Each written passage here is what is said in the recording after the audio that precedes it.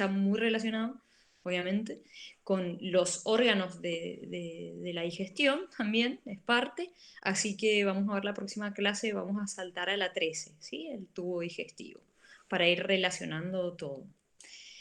Muy bien, entonces, bueno, en esta clase los objetivos que para ustedes son los mismos de siempre: conocer los distintos métodos de diagnóstico por imágenes, ¿sí? Su programa es muy completo, entonces abarca radiología convencional, tomografía computarizada, la ecografía, la medicina nuclear y resonancia magnética, ¿sí? Para estudiar el abdomen superior.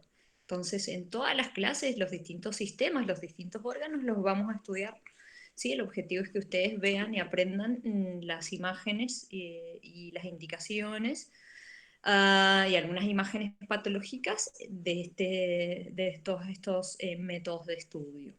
Bueno, conocer la anatomía radiológica, ¿sí? Ya vieron la anatomía en clases bueno, en otras materias, ahora vamos a ver la anatomía radiológica.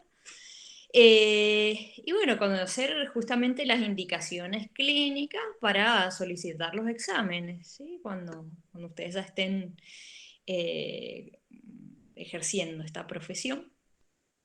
Y bueno, por supuesto que esto va a ser una práctica. Estas son solamente clases teóricas, ¿sí? No se asusten, no se preocupen con las imágenes, que por ahí es cierto, a mí, para todos nos es muy difícil al principio reconocer estructuras y ver imágenes, ¿sí? Esto se los va a ir dando también la práctica médica, se los va a ir dando el cursar también otras materias. Sí, no se preocupen, esto va a ser una práctica diaria y a lo largo de muchos años. Así que bueno, no se desanimen, no se preocupen si no entienden ahora las imágenes, si no saben bien identificar las cosas. Esto, como les digo y les insisto, es cuestión de práctica, ¿sí? Yo también inclusive cuando empecé mi residencia de imágenes, fue muy difícil para mí también adaptarme y entender cómo se veían las imágenes y todo eso. Y bueno, y al día de hoy también sigo aprendiendo. Así que bueno. Eh, y bueno, entonces tenemos los objetivos de siempre. A lo último vamos a resolver algunos casos radiológicos que también, si no saben lo que estamos viendo, no hay problema. Esto es para hacer una práctica y que haya una interacción con ustedes también, pero no hay problema si ustedes no identifican, si las imágenes no se hagan problema. Bien, comencemos entonces. Dentro de los métodos de diagnóstico por imágenes y sus principales indicaciones, bueno, vamos a ver la radiografía del abdomen, que, bueno, cuando queremos, la vamos a solicitar en los casos de que queramos visualizar, por ejemplo, calcificaciones, distribución del aire, presencia de cuerpos extraños, materia fecal, también la distribución de la materia fecal en el intestino en un paciente que sufre una constipación, ¿sí? Que no puede defecar correctamente. Entonces, bueno, también podemos ver eso, podemos ver generalmente las patologías que cuando sospechamos, por ejemplo, pedimos una radiografía de abdomen cuando estamos sospechando una oclusión intestinal como primer estudio, ¿sí? Después nos vamos a ir a pedir otros estudios un poco más complejos, pero sí, en primera instancia, para poder observar signos de oclusión intestinal, ¿sí? Que eso va para la próxima clase, ya les voy a mostrar los signos, porque es tubo digestivo, ¿sí? Cuando sospechamos un hilio mecánico funcional, o sea, una parálisis del intestino, también solicitamos como primer estudio para también observar signos la radiografía de abdomen. Y en el caso de sospecha de una perforación de víscera hueca, ¿sí? Vamos a encontrar en la radiografía también signos como, por ejemplo, neumoperitoneo. Ahí vamos a ver algunas imágenes. Bien, en el caso de las radiografías contrastadas, las hacemos a través de la radioscopía, en la sala de diagnóstico por imágenes, donde tenemos un aparato para realizar radioscopía o fluoroscopía, como le llamamos también, podemos llamar así. Y bueno, estos básicamente son para visualizar órganos huecos. Entonces, de lo que más nos importa ver de las contrastadas, de las radiografías contrastadas, va a ser el tubo digestivo. Entonces podemos realizar seriadas esofágicas para estudiar el esófago, o seriada de esófago, seriada de esófago gastroduodenal, entonces donde vamos a estar estudiando el esófago, el estómago y el duodeno, y luego, bueno, el resto de las porciones también del intestino, con un tránsito de intestino delgado también podemos verlo, ¿sí? El paciente va a ingerir un medio contraste, que generalmente va a ser bario, unas veces mezclado con sustancias efervescentes que hacen que se produzca gas. Entonces, bueno, vamos a estar viendo la imagen contrastada, ¿sí? Esto también ya lo vamos a ver en tubo digestivo. También hay estudios de colon por enema, donde lo que vamos a visualizar principalmente va a ser el colon. Y bueno, y lo que nos ayudan estos estudios de radioscopía es lo que veníamos hablando de la radioscopía, que nos permiten observar en tiempo real la movilidad, ¿sí? Nos permiten el estudio de la motilidad, entonces en este caso la motilidad del intestino, y por otro lado podemos estudiar la anatomía. De vía excretora renal también podemos hacer radioscopía, aunque esto también lo vamos a dejar para la clase de imagenología de vías urinarias y renal, para hacer también estudios de arterias, arteriografías también, o geografías, vamos a realizarlo con medio de contraste, a través de radioscopía, ahí le mencioné todo, ¿sí? Bueno, y las vías de administración de medio de contraste también las vamos a ver en la clase siguiente, así no atrasamos tanto esta clase, no demoramos. En cuanto, bueno, entonces al abdomen superior, que es lo que vamos a ver realmente esta clase, ¿cómo lo estudiamos? Aparte de la radiografía de abdomen directa, sin contraste, y las radiografías contrastadas, a través de la radioscopía, ¿de qué otra manera estudiamos el abdomen? Bueno, un estudio importantísimo y que se solicita muchas veces como primera elección ante la sospecha de patología de abdomen es la ecografía, ¿sí? Un estudio totalmente accesible para el paciente, económico, bastante económico dentro de todo, si lo comparamos con una tomografía, resonancia, ni hablar de medicina nuclear. Entonces, bueno, me permite evaluar la ecografía la mayoría de las patologías de abdomen, detectar pequeñas colecciones líquidas, eso es muy importante también, visualizar órganos parenquimatosos que son sólidos y órganos que también presentan líquido en el interior, ¿sí? Nos puede diferenciar también eso, lo sólido de lo líquido, justamente. Y bueno, y lo que tiene de bueno también la ecografía es que nos ayuda mucho más a explorar la pared del abdomen, explorar las partes superficiales, ¿sí? ¿Ya? Que, bueno, ahí les voy a mostrar también. En cuanto al ecodoppler, la técnica de ecodoppler es... Professora, sí, com licença, a sí, senhora pode aceitar alguns alunos que estão pedidos para entrar? sí, sin problema. Muitas graças. Gina. A ver, tengo que cortar acá, sí. Good. Está. A ver si hay alguien más. ¿Muy bien? ¿Nadie más por ahí? Bueno, seguimos. Concentrada.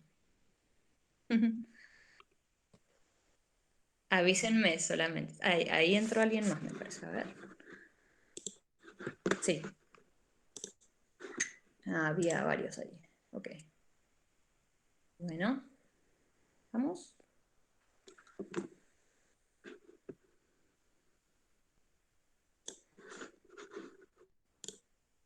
Nadie más. Ok. Me avisa cualquier cosa.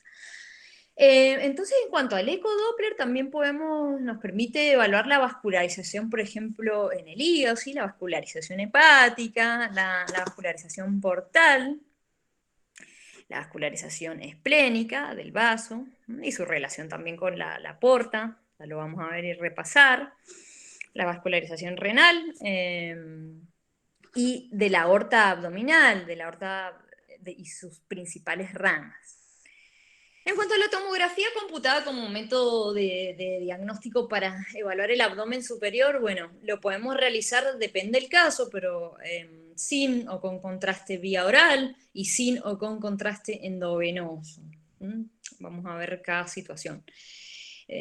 Nos permite entonces evaluar la mayoría de las alteraciones de abdomen. También nos permite complementar algunas veces información de patologías o alteraciones que que no alcanzamos a estudiar o a visualizar bien, por ejemplo, mediante una ecografía o mediante otros métodos de estudio, o una radiografía, entonces nos permite complementar justamente. Evaluar también la totalidad de la anatomía, ¿sí? Porque recuerden que, por ejemplo, comparado con una ecografía, la ecografía estamos viendo nada más un sector de la anatomía del paciente, en cambio, en la tomografía computada tenemos una idea global, tenemos una idea de la totalidad de la anatomía, ¿sí? También podemos ver justamente la relación entre los distintos órganos, la visualización del retroperitoneo, las pancreatitis se estudian muy bien también por tomografía. De hecho, hay clasificaciones para pancreatitis en tomografía radiológicas y para visualizar el avance o para visualizar las complicaciones. Entonces, también muy importante la tomografía en estos casos. El retroperitoneo algunas veces es un poco dificultoso estudiarlo a través de la ecografía, porque tenemos interposición de gases o porque tenemos un paciente obeso con mucho panículo adiposo, que es muy difícil explorar, los órganos están muy profundos en la cavidad, entonces la evaluación del retroperitoneo muchas veces la complementamos entonces con la tomografía computarizada. Bueno, también podemos valorar la extensión de patologías tumorales, para eso es excelente la tomografía, y también la extensión de patologías infecciosas, colecciones de abscesos. A valorar también los traumatismos abdominales, tanto cerrados como traumatismos abiertos de abdomen. Y podemos entonces valorar también los distintos órganos que pueden llegar a estar lesionados. ¿Sí? Me da una idea más global la tomografía. Y bueno, como les decía, la extensión de colecciones. En cuanto a la medicina nuclear, bueno, tiene pocas indicaciones, o sea, sí, para todo lo que es oncología, por supuesto que sí, la medicina nuclear siempre es lo más útil para el área de oncología, pero bueno, específicamente para lo que es estructuras digestivas, para abdomen, nos va a permitir, por ejemplo, identificar mucosas digestivas ectópicas, o sea, que son de otra parte del cuerpo, pero que están alojadas en un tejido, ¿sí? Áreas de sangrado en tubo digestivo también. Detección de esplenosis, en un estudio que también ya les voy a explicar qué es. Y bueno, en el caso del riñón, en la exploración funcional del riñón. Entonces, bueno, tiene algunos usos específicos, ya les voy a mostrar algunos. En cuanto a la resonancia magnética, bueno, me permite una excelente definición anatómica como la tomografía y presenta la ventaja, siempre presenta la resonancia en cualquier estudio, presenta la ventaja de que tiene una mayor caracterización tisular, ¿sí? Nos va a hablar de qué tipo de tejidos son los que estamos observando, ¿sí? Los que están presentes, nos permite tener una idea y diagnósticos diferenciales de las patologías, ¿sí? A través de justamente el uso de distintas secuencias que ponen en evidencia distintos tipos de tejidos, y también lo que nos ayuda a la resonancia es a ver los límites también de los distintos tejidos, ¿no? Nos resuelve muy bien esa parte, nos ayuda a visualizarlo muy bien. Y bueno, en general se superponen muchas indicaciones con las de tomografía computarizada, así que no vamos a ser tan específicos en eso, pero siempre la resonancia magnética la utilizamos para lo que les venía explicando, diferenciación tisular, ¿sí? Las partes blandas, excelente. En cuanto a la radiología intervencionista, que también la vamos a mencionar porque es muy importante para abdomen, podemos realizar intervenciones a través de ecografía, podemos hacer drenajes de colecciones, de abscesos, bueno, tiene muchísimos usos. Tomar biopsias, muchas veces tomamos biopsias de riñón, eso es lo que he tenido más experiencia. En cuanto a la tomografía, bueno, también nos ayuda como un guía para drenaje de colecciones también, para marcar ciertas lesiones que después que después el cirujano va a operar. También tiene muchos usos. La angiografía, bueno, lo mismo, dentro de la intervención nos ayuda realizar embolizaciones vasculares, colocaciones de stent. Bueno, muchos usos también. No quería dejar de mencionarlo. Entonces, Ahí escuché que entró alguien más. Vamos.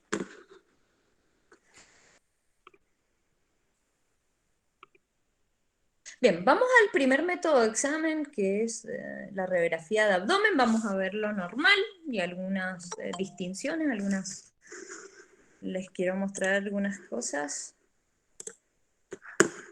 Estamos... El mouse no me sirve mucho. Ahí está. Ah, hay alguien más, a ver.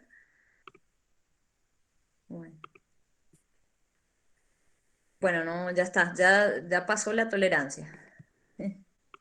Vamos a seguir. Entonces, de la radiografía del abdomen, lo que tenemos que ver que siempre abarque es, bueno, esta no es una radiografía ideal, es una radiografía de libro, pero bueno, es para más o menos marcarles con dibujos esquemáticos las distintas estructuras, ¿no? Entonces, en una radiografía de abdomen lo que tiene que incluir tiene que ir desde las bases pulmonares, ¿sí? Acá están marcadas ambas cúpulas diafragmáticas, y tiene que incluir hasta la sínfisis del pubis, la imagen. Y las paredes, por supuesto, las paredes laterales del abdomen que están señalizadas así, ¿sí? Bueno, la exposición, en cuanto a la exposición, en cuanto a la visualización de las distintas estructuras, lo que tiene que tener siempre una radiografía de abdomen es que yo pueda ver, ¿sí? Para evaluar la calidad, ¿no? Si yo puedo ver la columna, ¿sí? A través de todos los órganos que están superpuestos. Un poquito más radiopaco en el sector superior va a ser, y menos radiopaco hacia el sector medio y distal. En los casos, por supuesto, que tenga un paciente obeso, les puse un ejemplo de cómo se puede observar una imagen, ¿sí? Por más que corrijamos los parámetros de exposición de rayos, igualmente vamos a tener, fíjense, hay poca visualización de la columna, y fíjense que tiene una mayor radiopacidad, fíjense el tamaño del abdomen de este paciente. Entonces, bueno, fíjense que cambia bastante. Bueno, en cuanto a las proyecciones, ¿cuáles van a ser las que más frecuentemente se utilizan? Va a ser el abdomen de pie. Muchas veces cuando queremos buscar patologías que presentan niveles hidroaéreos o no, pero que cuando el paciente se pone de pie justamente se manifiesta el nivel hidroaéreo, que es una parte de aire y una parte de líquido, y bueno, vamos a ver la superficie, ¿sí? De este modo. Entonces, esto se va a poner de manifiesto con esta placa, ¿sí? Porque las vísceras se observan un poquito más hacia adelante, entonces lo puedo llegar a visualizar. También puedo ver la burbuja gástrica al fondo del estómago, porque todo el aire asciende, ¿sí? No quiere decir que en un paciente acostado no se produzcan niveles hidroaéreos. Sí, sí se producen, pero van a quedar por detrás, ¿sí? Entonces no los vamos a visualizar en un paciente acostado por delante. Entonces, bueno, este tipo de placas, en realidad, que son en decúbito supino, con el paciente acostado, lo que vamos a ver en general puede ser, como no, ¿sí? El antro del estómago, ahí está señalado, y no se visualizan los niveles hidroaéreos, como les decía, y tenemos sí en esta placa una mejor visualización de lo que son los músculos psoas de ambos lados de la columna, ¿sí? En cuanto al decúbito lateral, ¿sí? Generalmente el paciente se va a acostar sobre su lado izquierdo, y el rayo va a atravesar también desde adelante la estructura, se va a recibir desde atrás la imagen. Y bueno, estas generalmente se realizan para observar cuando sospechamos la presencia de un neumoperitoneo, ¿sí? Que por ejemplo hay una ruptura de una víscera hueca, y entonces salga el aire, y el aire se va a dirigir siempre hacia la parte superior por la gravedad, y nos va a dibujar un borde en la placa, que este va a ser el borde del hígado, y todo esto que está acá nos va a poner en evidencia que hay neumoperitoneo. ¿Sí? Son técnicas radiológicas especiales que se las menciono solamente como para observar algunas imágenes especiales. De todas maneras, bueno, esto fue la evolución de la radiología. Después, pues, si tenemos mínima duda, muchas veces ya terminamos haciendo una tomografía, ¿sí? Cuando sospechamos realmente un neumoperitoneo. Pero bueno, todas estas cosas son las de imágenes que también les tengo que mencionar sobre radiología. En cuanto a la observación de una radiografía de abdomen, bueno, vamos a dividir las regiones, si queremos describir las imágenes, vamos a dividir el abdomen en cuadrantes y también en regiones, ¿sí? Si quiero ser más general, puedo hablar de 4 cuadrantes. Puedo hablar de cuadrante superior derecho, cuadrante superior izquierdo, cuadrante inferior derecho y cuadrante inferior izquierdo, ¿sí? Y si ya puedo ser un poco más específico para hablar, puedo hablar de las regiones del abdomen que son las mismas, idénticas a las de semiología, ¿sí?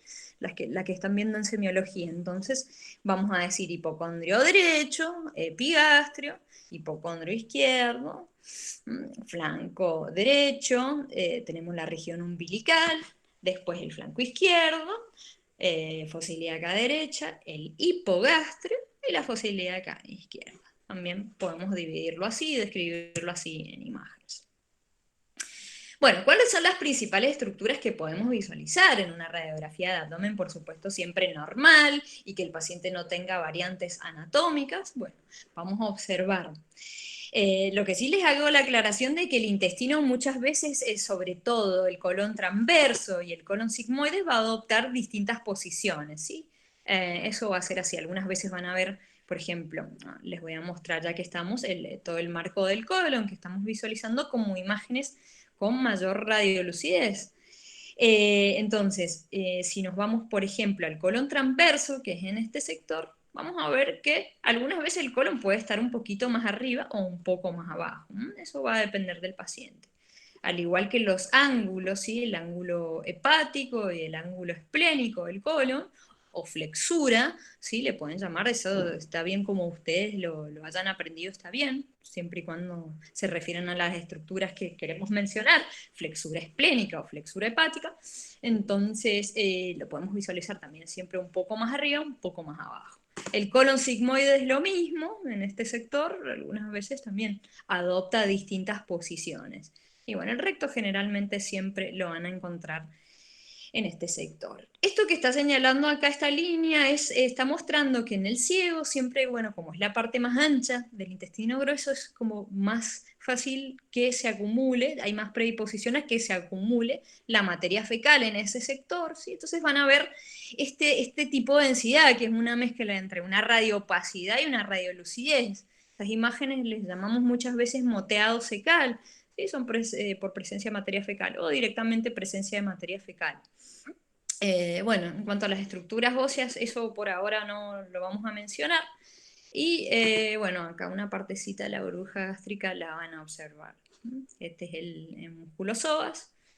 Y bueno, las últimas costillas y las vértebras, sobre todo vamos a observar las vértebras lumbares. ¿Sí? Podemos irlas a contar desde aquí abajo, 5, 4, 3, 2, 1, o podemos ir desde arriba, si decimos, bueno, la vértebra torácica número 12, es la que terminan las últimas la última costilla, entonces de ahí empezamos a contar 1, 2, 3 hacia abajo. Por ejemplo, esa es una de las formas. Bueno, en cuanto a las vísceras abdominales, ¿sí? No las vamos a poder estudiar con detenimiento, si vamos a ver lo que le llamamos sombras o proyecciones de las vísceras. Entonces, vamos a tener del lado derecho esto que es el hígado. No se visualiza muchas veces tan claramente. Esto es, les insisto que son imágenes de libro para poderles explicar, sí, es cierto que se puede ver, pero tiene que ser una radiografía muy bien realizada, con un paciente delgado, bien delgado, con un muy buen equipo, ¿sí? Entonces, bueno, tenemos estas imágenes que vamos a observar entonces el hígado, el vaso, algo se ven, bueno, las sombras renales que ya les explico en otra radiografía, la topografía del páncreas. Acá el páncreas en realidad no lo van a ver, ¿sí? No van a ver ni las sombras del páncreas, la sombra del páncreas, pero va a estar localizado en este sector. Entonces, en radiología generalmente cuando no vemos un órgano lo llamamos topografía pancreática, ¿sí? Pero en realidad no lo observamos. Bueno, en esta placa sí, acá están esquematizadas las sombras renales, que sí las van a ver, así como el hígado y el vaso. lo que está en las líneas blancas no lo van a ver, son topografías, ¿sí?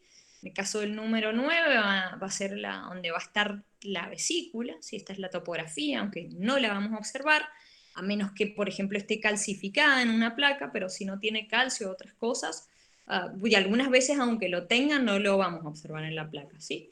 La mayoría de las veces, le diría.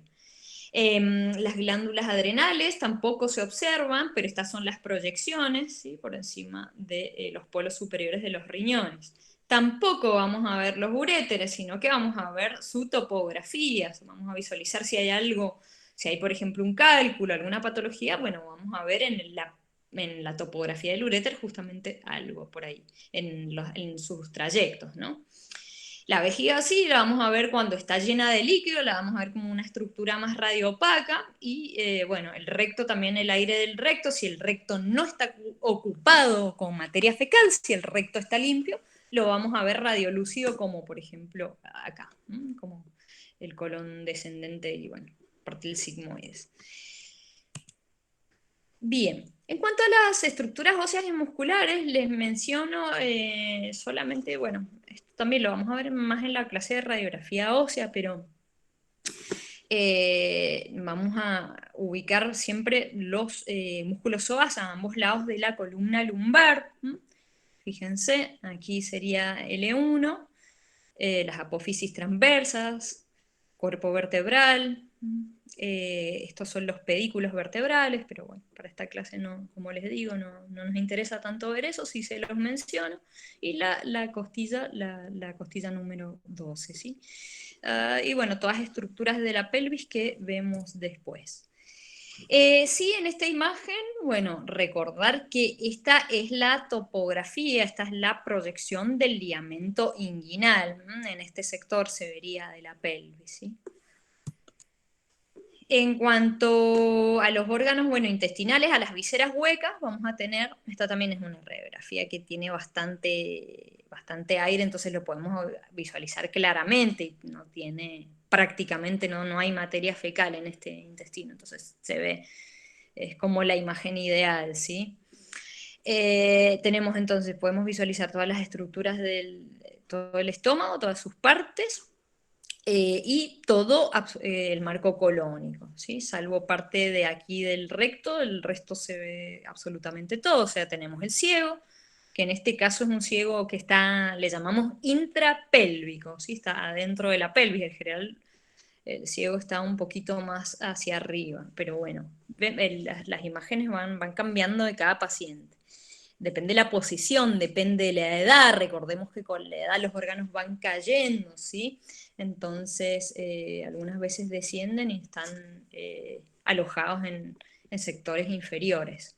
Igual que las posiciones del estómago, muchas veces también están más en otras posiciones, ¿sí? Por los tejidos que van comenzando a estar más laxos, más blanditos, todo cae. ¿Qué va a ser? Esa es la edad, pero bueno, hay que aceptarla. Entonces tenemos el ciego, el colon ascendente, el colon transverso, y bueno, los ángulos que les mostraba en las otras radiografías, hepático, sí, porque está en relación con el hígado, y el ángulo esplénico porque está en relación justamente con el vaso. Colon descendente, y bueno, ya después tenemos el colon sigmoides, y acá, como les decía, no se observa el recto. Algunas variantes anatómicas, esto, bueno, se los menciono a modo de idea, nada más, esto ya es más para la especialidad, pero se los muestro, se los menciono solamente.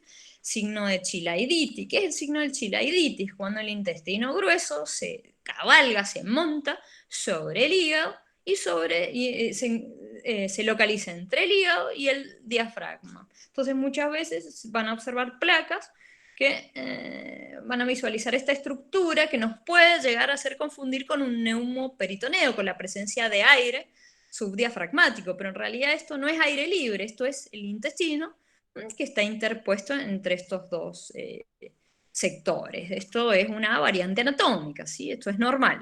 Sí, si está asociado a dolor, ahí le vamos a llamar síndrome de Chilaiditi. Entonces, bueno, aquí le ponemos no confundir con neumoperitoneo. Bien, otra variante anatómica no es muy común, es en el 17% de la población, solamente se los menciono, es el lóbulo hepático de Riedel, que es cuando el hígado, el lóbulo hepático derecho, adopta esta posición y se dirige hacia el sector inferior del abdomen. Entonces van a ver, esta es la imagen en radiografía, fíjense, pareciera que hubiese una hepatomegalia, un hígado agrandado, y sin embargo no es una variante. Fíjense que adopta este tipo de forma el lóbulo. Bien, entonces, la importancia de la radiografía directa de abdomen para observar un cuerpo extraño, ¿sí? Entonces tenemos, por ejemplo, un paciente que en los pacientes psiquiátricos ocurre mucho eso, por ejemplo, que ingieren objetos. Entonces, hay personas que si sospechamos realmente que han ingerido un objeto y si es radiopaco ese objeto, lo vamos a poder observar en la radiografía. Entonces, bueno, este es un ejemplo de rastreo, de exploración de cuerpo extraño, un paciente que, bueno, que se está observando en el área del antro gástrico, fíjense, en el antro pilórico, un anillo, ¿sí? Es una imagen bien radiopaca porque justamente es una densidad metálica. Este es el caso de un transportador de drogas, ¿sí? Que pasó por el aeropuerto y fíjense cómo se ve en toda la proyección un mulero, no sé si le llaman, creo que así, mulero aquí. Entonces, bueno, tiene en todo el marco colónico, fíjense, pero de una manera, les quise poner esta placa porque me llamó muchísimo la atención tanta cantidad de cápsulas que quiso pasar con drogas. Fíjense, todo, absolutamente está marcado todo el marco colónico, con las cápsulas. Aquí también se observa, les puse, aunque no viene al caso, pero bueno, sí para mostrarles las imágenes, la cantidad exagerada. Esta es una tomografía en un corte coronal. Este es el estómago. Fíjense la cantidad exagerada de cápsulas que se observan. Y también acá en partes de donde va cortando la tomografía el marco del colon, ¿sí? En este caso el colon ascendente. Impresionante. Bueno, hay algunos otros sectores que va cortando, pero impresionante cómo se observa en toda la proyección del marco colónico las cápsulas. Bueno, en cuanto a la distribución anormal de aire, los patrones anormales que podemos observar en la radiografía van a ser principalmente un neumoperitoneo, ¿sí? Que este es bien exagerado, se observa muy bien la presencia de aire. ¿Sí? El neumoperitoneo justamente eso, es el aire en la cavidad peritoneal, la presencia de aire en la cavidad del peritoneo. Entonces, bueno, este es bien exagerado. Hay veces que solo se observa una pequeña línea, que lo vimos en la clase, creo que sí, de radiología vimos uno más chiquitito. Bueno, causas de neumoperitoneo. Bueno, las principales, tenemos que sospechar, si vemos aire en el peritoneo, si observamos un neumoperitoneo, aquí hay otra imagen también, esto se observa de los dos lados del abdomen, se observa de ambos lados. Entonces, lo que tenemos que sospechar es que puede haber habido una perforación de una víscera hueca, que generalmente es intestinal y que generalmente vamos a sospechar que sea un divertículo o un apéndice perforado. En otros casos puede ser por una úlcera péptica, una úlcera, por ejemplo, en el estómago, que se haya perforado y libere gas hacia el peritoneo. Un posquirúrgico, en esto también, en los casos de posquirúrgico de laparoscopía, hasta 3 días después puedo ver la presencia también de neumoperitoneo. 3 días máximo. Y en los casos de traumas penetrantes, donde también indirecta, o sea, lo que se está perforando seguramente es una víscera que tiene aire en su interior. Así que bueno, vamos a ver eso. Los signos radiológicos de neumoperitoneo, bueno, vamos a ver entonces el aire libre por debajo de los diafragmas, aire libre subdiafragmático, lo podemos comenzar a ver a partir de los 5 mililitros. Cuando ya hay 5 mililitros de aire, ya podemos comenzar a observar en una radiografía el neumoperitoneo, aproximadamente, ¿sí? Son números aproximados. Es para que se den una idea, no para que se lo aprendan de memoria. Y el signo del diafragma continuo, que es también cuando ya hay un neumoperitoneo con una gran cantidad de aire en el peritoneo, ahí también vamos a ver el diafragma continuo, ¿sí? Otro signo ya mucho más específico, este se los muestro solamente, el primero es el más importante, pero este también, cuando hay presencia de neumoperitoneo, voy a ver el signo de Rigler, que es aire presente en la luz del intestino y también en el exterior. Entonces me va a dar como bordes que se van a visualizar generalmente así. Voy a ver un borde más radiopaco, que es en realidad este es el intestino, y tiene el contraste del aire que está dentro del intestino y el contraste que está en el peritoneo. Entonces voy a ver que esta línea se va a ver como con mayor radiopacidad, y en realidad es que es por la presencia del contraste y la radiolucidez presente tanto en el peritoneo patológico como en la luz del intestino, que ahí es normal. Aquí hay otras imágenes también que están mostrando lo mismo. Esto no se preocupen, solo se lo estoy mostrando. Acá sí es exagerado. Acá sí puedo notar claramente que hay presencia de aire fuera del intestino. Una imagen bien oscura, bien radiolúcida, aparece rodeando al intestino. Esto es claramente también neumoperitoneo. O sea, acá el paciente, por supuesto, que no está de pie. En este caso es aún menos común todavía visualizar, pero puede pasar, y es la presencia de aire, pero esta vez en el retroperitoneo. Le llamamos neumorretroperitoneo. Entonces vamos a observar este tipo, generalmente se produce por perforación de vísceras huecas que están localizadas en retroperitoneo, ¿sí? Ahí por ahí hay que repasar un poquito lo que es retroperitoneo, estructuras retroperitoneales, no sé si usaban alguna memotecnia. Yo uso SAD-Packer, que se escribe SAD-Pucker, y ahí, bueno, van viendo, si quieren después la hablamos, si no la tienen o no la recuerdan, pero porque es fácil así aprenderse las estructuras retroperitoneales. Entonces, principalmente el duodeno, ¿sí? Sobre todo sus porciones segunda y tercera, cuando se perforan, aparece el aire en el retroperitoneo. Después, que bueno, por supuesto se va extendiendo después también al peritoneo.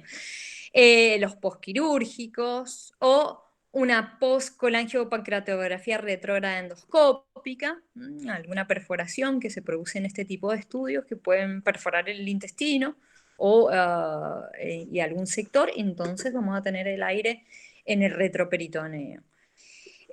Bueno, pero no es tan común. Fíjense cómo se observan en los signos radiológicos la presencia del aire por ejemplo, en lo que es el intestino retroperitoneal, en el colon, que es parte del colon ascendente y el colon descendente eran retroperitoneales, entonces en donde estamos visualizando en esas proyecciones justamente áreas de mayor radiolucidez.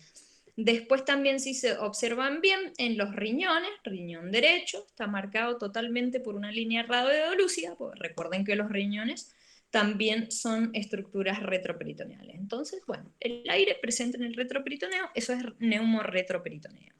Y como les decía, puede coexistir, pueden también ver imágenes que estén cuando ya está presente el aire en el peritoneo, ¿sí? Entonces pueden coexistir con imágenes de neumoperitoneo. En cuanto a la neumobilia, bueno, es la presencia de aire en la vía biliar, ¿sí? Entonces, pues, las causas más comunes en general pueden ser después de que un paciente justo se le realizó una CPRE, post-esfinterotomía, ¿sí? Se produjo una incisión en el esfínter de Oddi, o sea, les voy a mostrar un videíto de eso. Un posquirúrgico puede ser una colección bilioentérica, que es un procedimiento de Whipple, esto lo van a ver seguramente después en cirugía de abdomen, y es cuando se conecta el estómago al yeyuno, y también se conecta el estómago a la vía biliar se conecta también al yeyuno. Entonces, ¿qué pasa? Todo el aire del estómago ingresa hacia el intestino y se va hacia las vías biliares, ¿sí? Esto es cuando ha habido que resecar algún tumor o bueno, cirugías bariátricas, algunos procedimientos, pero esto es lo que ocurre. Entonces, ¿qué pasa? Todo ese aire se puede visualizar en la vía biliar, que es lo que estamos viendo acá. Entonces le llamamos neumobilia. Neumo de aire, siempre cuando nos referimos al aire, y bilia de vías biliares. Bien, los hallazgos radiológicos entonces van a ser siempre el aire, lo característico que va a tener es que va a comenzar siempre la presencia de aire en el hilo hepático y se va a extender hacia la periferia. Fíjense que parece como un árbol de invierno donde todas las hojas han caído. Y bueno, este es el dibujo esquemático. No mucho más, ¿sí? En general, esto es también de libro, esta imagen. Lo que más van a ver es algunas líneas radiolúcidas, nada más en general no vemos tanto, pero sí puede haber un paciente que tenga mucho más, sobre todo justamente por procedimientos postquirúrgicos, ¿sí? O que esté muy grave también puede ser. En cuanto a la presencia de gas en la vía portal, también nos puede dar imágenes muy parecidas a lo que es neumobilia, pero en este caso el gas va a estar en la circulación, en las ramas de las venas porta, ¿sí? Entonces, primero vamos, para entender esto, vamos a ver, vamos a repasar muy cortito lo que es la circulación portal. Recuerden que teníamos desembocando en el hígado la vena porta. ¿Y qué ramas tenía la vena porta? Tenía, por un lado, los que venían del vaso, que era la vena esplénica, ¿sí? Y por otro lado, toda la circulación que venía de partes del intestino, ¿sí? Básicamente casi todo el colon derecho e ilion era la vena mesentérica superior, ¿sí? Estas dos ramas, entonces, vena mesentérica superior y vena esplénica, van a formar la vena porta. Y por otro lado, también teníamos la circulación que venía del otro lado del intestino, el colon izquierdo, a través de la vena mesentérica inferior que desembocaba en la vena esplénica. Así básicamente un repasito muy corto, muy básico, como para que entiendan justamente después cuando hay aire en la vía portal, entonces es por, tenemos justamente relación también muchas veces y extensión hacia la vena esplénica. Fíjense acá también en esta imagen, estamos viendo, bueno, todo el gas en las ramas de la vena porta, y también estamos viendo que ese gas ya se está observando en la parte de las ramas de la vena esplénica. Esto generalmente aparece desde la periferia, cuando hay presencia de gas, comienza a aparecer en la periferia, eso lo vamos a ver aquí, estas líneas, estas ramas radiolúcidas, y van a comenzar a ir hacia el centro. Entonces, las causas principales pueden ser isquemia portal, enterocolitis necrotizante, esto es más de pediatría, en neonatos, por algunas bacterias que producen gas, ¿sí? Anaerobias, sepsis intraabdominales severas, en el caso de diverticulitis, abscesos pélvicos, apendicitis, pacientes que están muy, muy graves, con una sepsis, ¿sí? Con una infección muy avanzada, entonces pueden tener también presencia de bacterias que produzcan gas, porque ya hay anaerobiosis, ya hay probablemente necrosis, etc. Entonces, bueno, empieza a aparecer gas aquí. Bueno, lo demás ya lo expliqué. Perfecto. ¿Qué otras cosas podríamos observar? ¿Sí? Esto, bueno, ya es mucho más específico también, es de pediatría, pero se los muestro. ¿Sí? Es cuando hay presencia de aire en la pared intestinal. Fíjense cómo se observan estas imágenes. ¿Sí? Se observan como densidad de aire en la pared del intestino. Como que vemos unos anillos radiolúcidos, ¿no? Tenemos la presencia de aire tanto en la luz como en la pared. Y se va a observar más o menos siempre de la misma manera. Bueno, en niños se produce por enterocolitis necrotizante, es la causa más común, y en adultos puede ser isquemia justamente mesentérica, enfermedades autoinmunes. En cuanto a las calcificaciones que podríamos llegar a observar en el abdomen superior, bueno, vamos a tener, recordemos entonces que la radiografía justamente una de las cosas es que me permite observar ciertas calcificaciones que hay en los distintos tejidos, y es muy útil la radiografía y la tomografía para visualizar calcificaciones. Entonces, bueno, cuando yo solicito un estudio, un control o una radiografía de abdomen, o sospecho también que puede haber una calcificación, muchas veces en estos casos lo voy a visualizar a través de la radiografía. Entonces, este es un dibujo esquemático de los sectores donde yo podría llegar a encontrar calcificaciones, ¿sí? Áreas de calcio. Y en donde, bueno, ¿y cuáles pueden ser esas estructuras? Y bueno, puedo observar, por ejemplo, una calcificación de la vesícula biliar, si fuese así en este sector, que le llamamos, cuando se calcifica la vesícula, le llamamos vesícula en porcelana, ¿sí? Puedo llegar a observar algunas veces litiasis biliares en la proyección, ¿sí? Siempre va a ser en este sector de la placa, en el cuadrante superior derecho. En general no es tan común. Yo lo que voy a hacer para observar este tipo de patología siempre va a ser solicitar una ecografía de vías biliares, de abdomen, no es lo que se solicita generalmente. En directo se solicita abdomen, pero bueno, si no puedo decir de vesícula, de vías biliares, para estudiar entonces las litiasis. Y eso es lo que en realidad yo tendría que hacer si sospecho esa patología. Pero yo les estoy comentando qué tipo de calcificaciones en realidad podemos encontrar en los distintos sectores. No es entonces muy frecuente observar, pero pueden observarlo. En el área de los riñones y de los uréteres, sí, que es el área número 2, la de color verde, ahí podemos observar todo lo que son, por ejemplo, cuando hay presencia de litiasis renales, ¿sí? Muchas veces no, la mayoría de las veces no, como les digo, hay otros métodos de estudio como la ecografía, como la tomografía para observar las litiasis renales, pero bueno, lo puedo llegar a observar. Puedo observar nefrocalcinosis, ¿sí? Cuando hay calcificaciones en lo que es el parénquima del riñón, y litiasis ureterales es, algunas veces, no es muy frecuente, pero también lo puedo visualizar en las proyecciones en las topografías ureterales. En la región suprapúbica, o sea, en la número 3, lo que puedo llegar a observar, que esto también lo veremos en la clase de pelvis femenina, pero va a ser o miomas, ¿sí? Del útero, son nódulos que se producen en la pared muscular del útero, y entonces, y muchas veces se calcifican. Entonces eso lo puedo llegar a visualizar con bastante frecuencia en una placa. Lo otro son los fleolitos, ya les voy a ir mostrando en imágenes. Y bueno, feto sería algo un poco negativo de encontrar, pero bueno, puede llegar a pasar que hay pacientes que no saben que están embarazadas y puedo verlo, el hueso fetal, ¿sí? Como el calcio, como una estructura cálcica. La región epigástrica puedo observar calcificaciones, por ejemplo, pancreáticas, ¿sí? En la topografía del páncreas.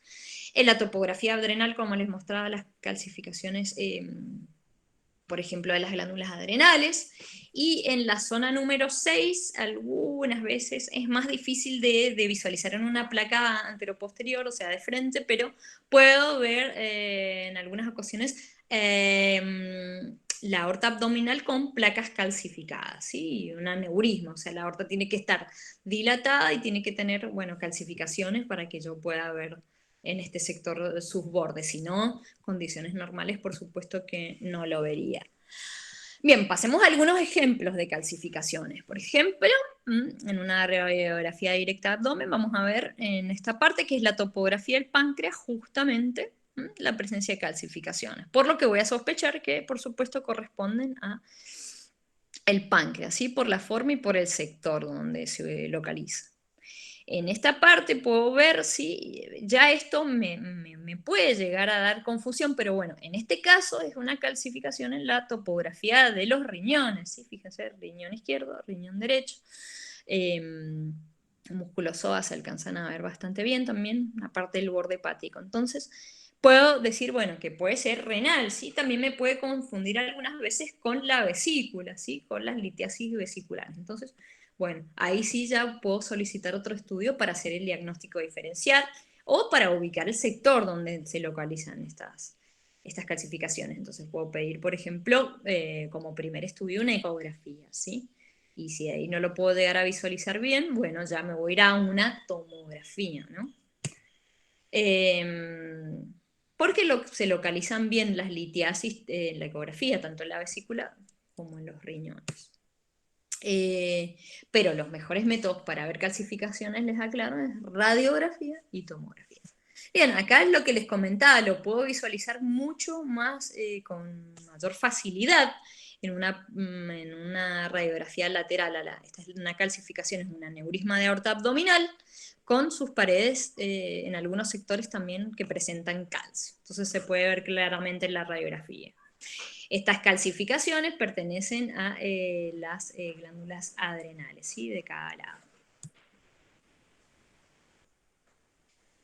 Flegolitos. ¿Qué son los flegolitos? Esto lo van a observar habitualmente en placa de pacientes añosos, de pacientes ancianos muchas veces, van a observar estas estructuras redondeadas, radioopacas, que en muchos casos tienen un centro que tiene mayor radiolucidez, y se llaman flebolitos. Estas son calcificaciones que se han producido en algún momento en venas, ¿sí? En el interior de las venas. No significan nada patológico. Si yo observo eso, no hay problema. Es muy común de observar, como les digo, en pacientes añosos, y no significa que haya una patología o que el paciente tenga algo, esté enfermo ni nada, ¿sí? También puedo llegar a visualizar en el cuadrante superior derecho algunas veces este tipo de imágenes que son en las costillas y son calcificaciones de los cartílagos costales o de las costillas, ¿sí? ¿Qué otras cosas puedo visualizar en una placa de abdomen? Otro ejemplo, cuando se produce edema de asas intestinales, no es muy frecuente de observar, pero puedo ver cuando hay una patología avanzada, cuando hay una inflamación, por ejemplo, una colitis ulcerosa, colitis ulcerativa isquémica, por ejemplo, produce eso, justamente el engrosamiento de las paredes del intestino, y vamos a ver estos patrones, ¿sí? Que se observan, una imagen con mayor radiolucidez, y pareciera que el intestino estuviera, de hecho sí, está reducida la luz en parte, y esto se produce justamente porque se inflaman las paredes del intestino. Entonces vamos a poder observar este tipo de imágenes. En los casos de isquemia intestinal, infecciones, puede haber el traumatismo, aunque no es tan común, pero bueno, podemos observar entonces el engrosamiento de las paredes intestinales, o podemos observarlo de esta forma. En esta otra placa también vemos lo mismo, como se observa, si se fijan bien, una línea más radiopaca en este sector, una disminución de la luz del intestino, o sea, lo normal tendría que ser así, y vemos una reducción de la luz, pero justamente es por el engrosamiento de la pared. Después, bueno, otra cosa que podemos visualizar son imágenes fingerprints, se llaman, y que son como si apoyáramos los dedos en la placa, fíjense, aquí apoyamos dedos sobre la placa de un intestino, entonces pareciera que se marcaran los dedos, ¿sí? Se llaman impresiones digitiformes. Y bueno, siempre pueden dar estas imágenes así. Esto también se produce cuando hay el edema de intestino. Y otras veces ya el intestino en los procesos más crónicos, ¿sí? Pierde la austración normal que tiene. Fíjense cómo se ve acá el intestino normal, y de repente pierde las austraciones y los bordes se alisan. Entonces van a ver esas imágenes que le llamamos, bueno, en tubo, ¿sí? En cuanto al líquido, cuando se produce líquido, cuando hay presencia, perdón, de líquido intraperitoneal, ¿sí? No es el mejor estudio, por supuesto, yo no solicitaría una radiografía de abdomen, pero sí les quiero mostrar cómo se visualizaría, ¿sí? Si pedimos justo una placa de abdomen, un paciente que, bueno, ingresa a la guardia y queremos estudiar qué le está pasando. Entonces podemos ver que un signo radiológico es que hay una centralización, o sea, todas las asas del intestino se dirigen hacia el centro del abdomen. Bueno, y acá está marcado el diámetro, que en realidad tendrían que estar más dispersas también en los bordes, ¿sí? Ese es un signo de cuando hay líquido intraperitoneal. Y el otro es un aumento general de la opacidad del intestino, también puede ser. Pero en realidad no va a ser, como les digo, el mejor estudio para pedir si yo sospecho líquido intraperitoneal. Si yo sospecho la presencia de líquido libre en el peritoneo, lo que tengo que solicitar es una ecografía, por ejemplo, como primera elección. Y si no, si ya sospecho que por ejemplo, hay ruptura de vísceras, o ya es un paciente mucho más complicado, directamente lo voy a meter a un tomógrafo. Sí, eso lo voy a ver con la práctica, eso lo voy a ir viendo con el pasar del tiempo y de las guardias que haga, las prácticas médicas. Sí, yo voy a ir viendo ya qué es lo que voy a definir, si esta práctica la van a adoptar después. Yo se las voy comentando, como para que ustedes después ya se van a acordar de estas clases y les va a ayudar muchísimo en su práctica.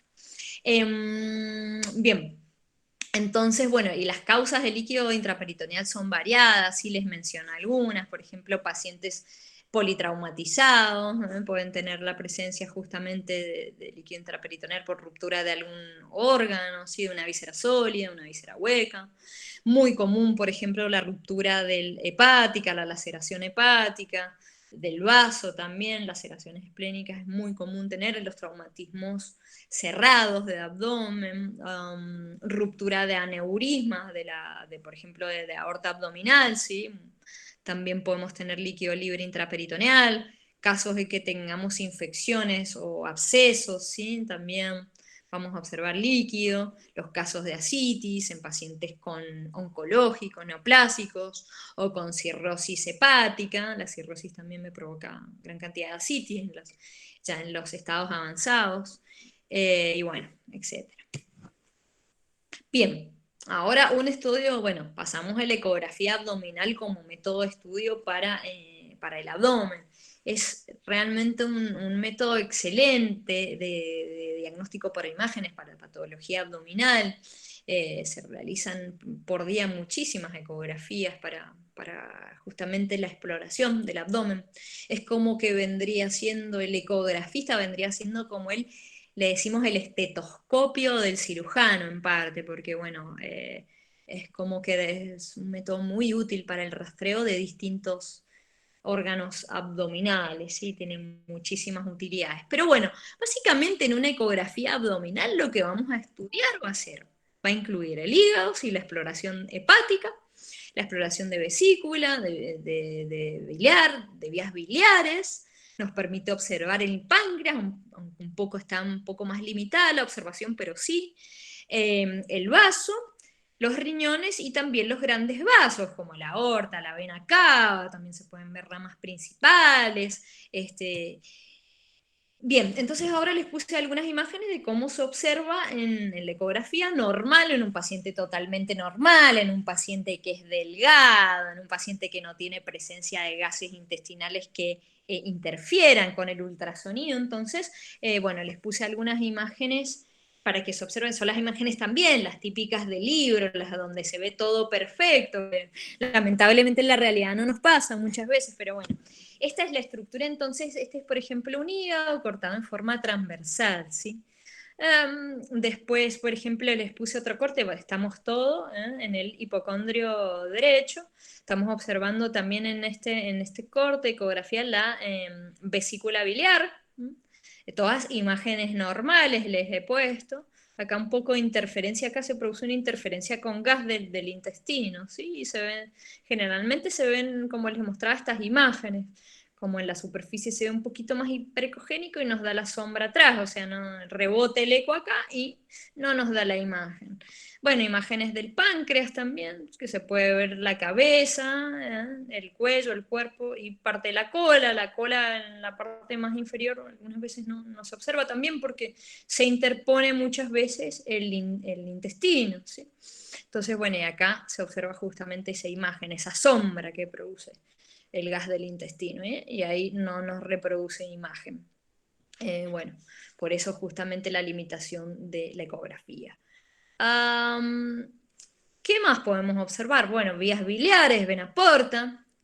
Vías biliares, esto es la vena cava. Este es un corte transversal, también estamos en el hipocondrio derecho un poquito más abajo a nivel del ilio hepático, entonces podemos ver la vena cava inferior, un corte que está pasando por la vena porta, está cortada de forma longitudinal. Y bueno, parte de la vía biliar, que es el coleo, que es esta imagen muy chiquitita, ¿sí? Esto no les voy a pedir que lo identifiquen, sí, solamente se los estoy mostrando para que vean cómo se observa, no se asusten. Esto es ya de la especialidad, pero se los muestro. Y la arteria hepática cruzando de manera perpendicular, ¿sí? Esto es por si recuerdan la parte de la anatomía, que digan, ay, mira cómo se ve la ecografía. O sea, tiene todo un sentido, tiene todo, si ustedes recuerdan la anatomía, esto les va más o menos a sonar o les va a parecer, se van a dar cuenta, ¿sí? Lo van a poder identificar. Aún así no les voy a exigir este nivel que es ya de especialidad. Esta es una imagen de una aorta abdominal y sus principales ramas. Si se fijan, miren, esta es la aorta, ¿sí? En el abdomen, retroperitoneo, ¿no? Y vemos acá una parte del tronco celíaco, ¿sí? En su rama principal, y después también una parte de la arteria mesentérica superior. Fíjense que se puede ver en este paciente, por supuesto, que es delgado, que no tiene gases, y bueno, que está bien preparado. El paciente tiene que estar generalmente en ayunas, a menos que venga de urgencia, pero si no, bueno, vamos a poder visualizar muy bien las imágenes. Y sobre todo si tenemos también un buen equipo de ecografía, bueno, pues ahí mejor. Eh, y el vaso, ¿sí? Que se observa, el vaso en la ecografía se observa como una luna creciente en el hipocondrio izquierdo. Tenemos que meternos muchas veces entre las costillas, hacer un acceso intercostal, ¿no? Para poder visualizarlo. Y acá también estamos viendo sombra del intestino, ¿no? Los riñones, bueno, que quedará para la clase renal también, fíjense cómo se observan, riñones derecho e izquierdo. Y algunas veces también le pedimos al paciente que se posicione más lateral, más arriba, más al costado, ¿no? Para poder obtener las mejores imágenes, ¿sí? En cuanto a la ecografía de las partes blandas de pared abdominal, es de mucha utilidad si ustedes quieren rastrear patología, por ejemplo, hernias, por ejemplo, patología que haya tanto también en el músculo como en el tejido celular subcutáneo, la piel, pueden solicitar una ecografía de partes blandas de la pared abdominal, ¿sí? Que se va a realizar con un transductor lineal, que eran los transductores que comentábamos que tenían alta frecuencia. Entonces nos permitían ver las estructuras superficiales, ¿sí? A mayor frecuencia, menor penetración de la onda de ultrasonido, por lo tanto nos traduce imágenes superficiales, ¿sí? Entonces, bueno, acá tenemos una ecografía que está realizada en el epigastrio, ¿sí? La zona del epigastrio, entonces estamos viendo los músculos rectos, fíjense la aponeurosis de los músculos, la línea alba, y del otro lado el recto izquierdo. Esto es la piel, tejido celular subcutáneo, y bueno, en el interior ya estamos acá dentro del abdomen, o sea, estamos viendo grasa peritoneal, ¿no? También se puede interponer algo de intestino, en este corte se ve, este es en la región inguinal.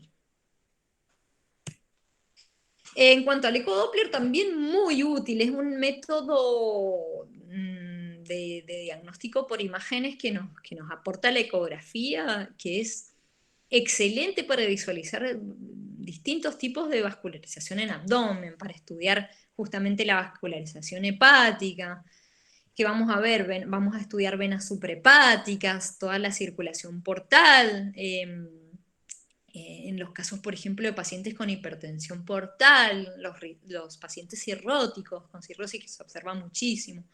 Eso nos piden mucho de Doppler portal.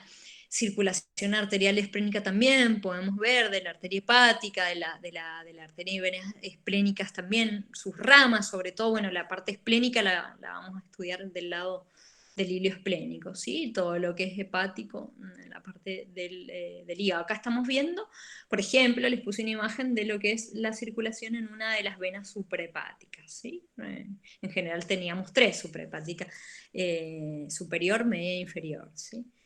Esta sería de la media. Y esta imagen